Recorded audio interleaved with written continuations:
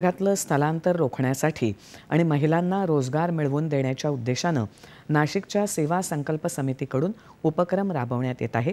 त्र्यंबकपेठ सुरगाणा तालुक्यातल्या पाड्यांमधल्या महिला होळी सणासाठी गोवऱ्यांची निर्मिती करत आहेत। जाणून घेऊया या उपक्रमाबद्दल।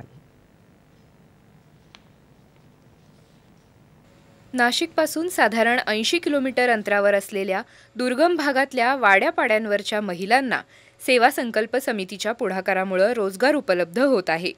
होळी सणासाठी लागणाऱ्या गोवऱ्या तयार करण्याचं काम या महिला करत आहेत। या गोवऱ्यांना नाशिक शहरासह पुणे, मुंबई आणि परदेशातूनही मागणी आहे। उन्हाळ्याच्या दिवसांमध्ये या भागात पाण्याचं दुर्भिक्ष्य निर्माण होत असल्यानं या भागातून मोठ्या प्रमाणावर स्थलांतर होतं।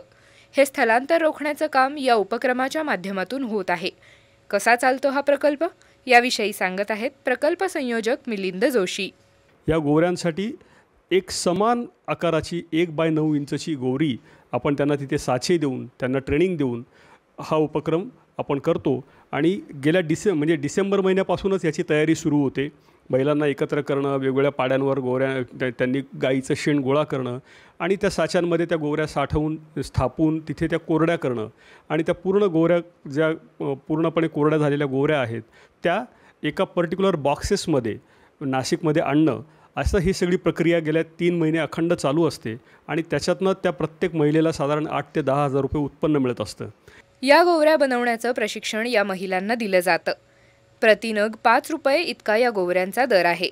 यातून मिळणाऱ्या उत्पन्नातून नवं पीक येईपर्यंत हे आदिवासी बांधव आपली उपजीविका करू शकतात। इस साल हम सोच रहे हैं कि 8 से 10 हजार रुपये जो 35 महिलाओं ने काम किया है उनको मिलेगा और उनसे उनका 4 से 5 महीने का खर्चा निकल जाएगा क्योंकि उनकी ज़रूरतें ही बहुत कम हैं। इसी तरह हम हर साल उन महिलाओं के लिए ये उपकरण तो करेंगे। यापुढे इतर सणांसाठी लागणाऱ्या पर्यावरणपूरक वस्तू बनवण्याचाही प्रयत्न करणार असल्याची माहिती संस्थेतर्फे देण्यात आली। दूरदर्शन बातम्यांसाठी अनिल कुमार वैद्य, नाशिक।